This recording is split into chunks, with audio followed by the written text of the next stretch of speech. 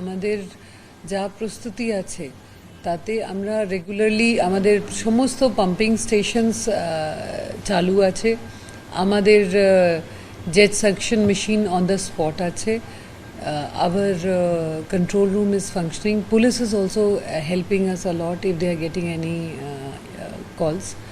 আমরা একটা ফিনোমেনা দেখছি মানে এই বছরে যেটা আছে যে কলকাতায় বিভিন্ন স্পটে একটু বেশি করে বৃষ্টি হয়ে যাচ্ছে, মানে more than what is desirable in one day, but still we have been able to manage and মানে সামলে নিচ্ছি আমরা।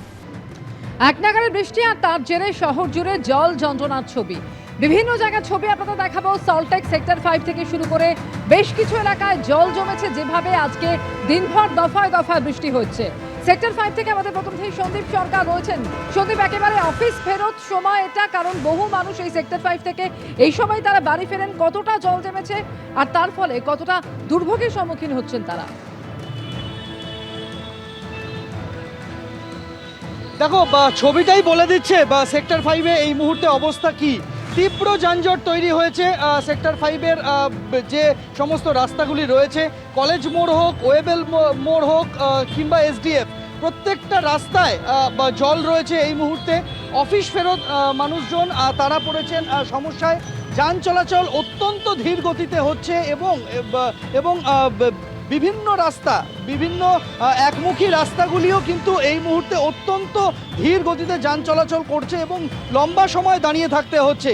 জল কোথাও কোথাও এতটাই গভীর রয়েছে যে এই মুহূর্তে সেখানে যান চলাচল একটা লেন দিয়ে করতে বাধ্য হচ্ছে পুলিশ প্রশাসন।